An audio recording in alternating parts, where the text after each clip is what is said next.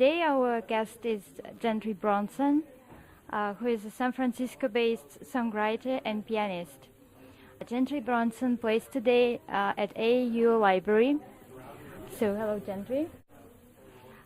What can you tell about the program that you prepared for today? Well, the songs that I'm doing on this tour are half of my original material and half songs that I've translated from other languages, mostly Dutch.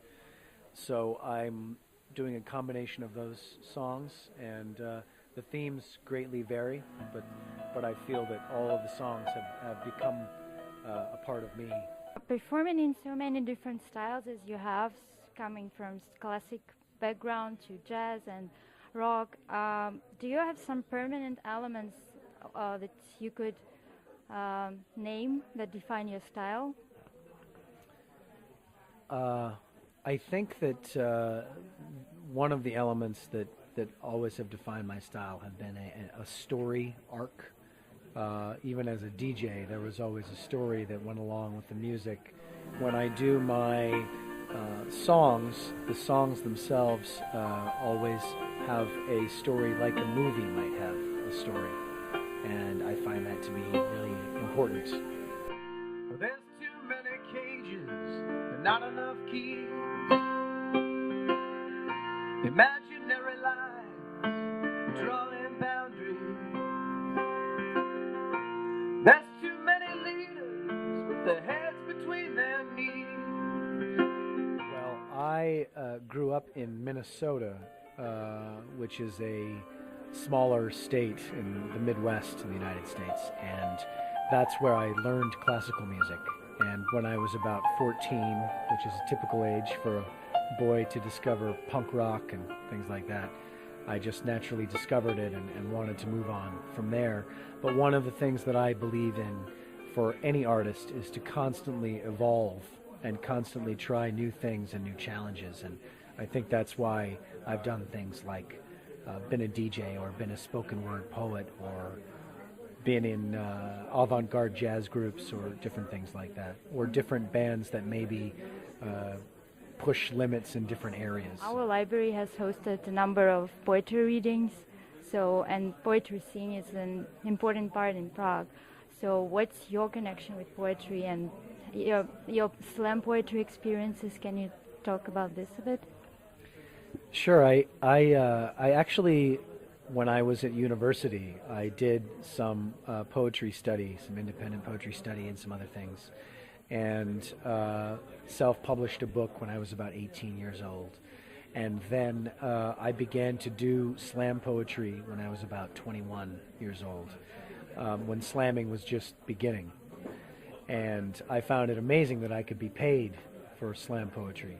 And I always found it, I don't feel that I myself am a slam poet any longer, but I still do work in an improvisatory band that backs up the slam poets of Berkeley, California. Mm-hmm. And we will play improvisatorily between the poets. So, but for me to get up with a microphone and to slam, I don't think I could compete at the level that people are at these days. You've had a number of records as well as a long history of touring. So which of two is your favorite, your preference? And does the setting where you're playing, because library, for instance, quite an unusual place to play a concert, so does it influence the way you perform? Absolutely. The venue and the audience have a huge part of how I perform. Certainly in a library, already you're naturally thinking quietly, and you're thinking, you're surrounded by literature and books, and things are much more subdued, whereas if I'm in a club or theater environment with a band or something, then you're going to feed off of the venue and the audience every time, no matter the venue. And it could be, I've played a vast and strange amount of different venues in my life, so absolutely. And I think, kind of venues? What kind of venues? Well, strange venues. Well, I performed once at a convenience store. where I performed between the aisles with the crisps and the tea. I performed. That was pretty strange. I have performed in a barn. I've performed in barns. People find it more. I think I find that in Europe I perform more interesting places, churches that are several hundred years old that are now theaters with paintings of giant baboons on the walls and things like that. Those places I feed off of and I really enjoy. But have you had library experience before? I have never performed in a library until today. Some people, when they consider certain instruments, think that you should play them a certain way. Piano, you sit in one place, you sit very quietly, in one place. I don't do that. I move, I like to play with the instrument as much because I feel that I'm moving with the sound, especially in an instrument that's just seated in one place. And the more energetic the show, the more I'll move around, where I may, as I call it, I go into my monkey boy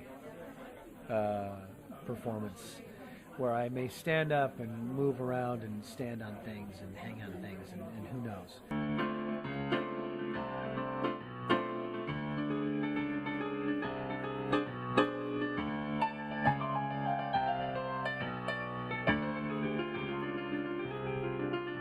The drummer is high, the bassist is stone, everything is sounding out of control. I know it, you see, I know the stage has been stolen and the amps are all blown.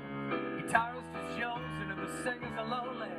I know, oh, you see, I know. Drunken monkey. Well, the Prague music scene has changed, certainly, since when I first came here, it was 1993.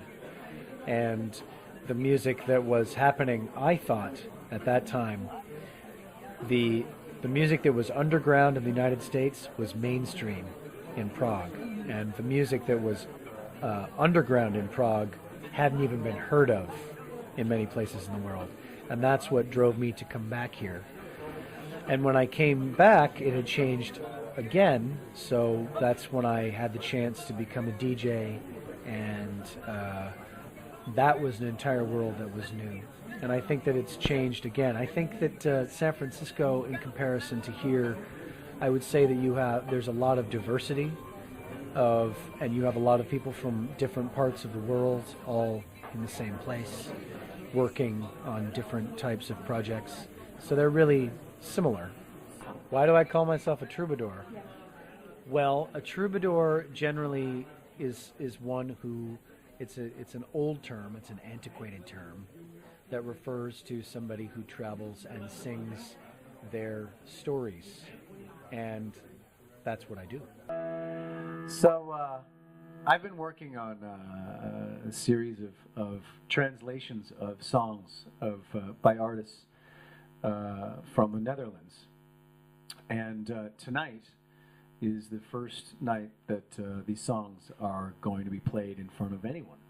I've never seen those city streets, only in a magazine, only on TV. I'm happy where I live, in this place, in this town.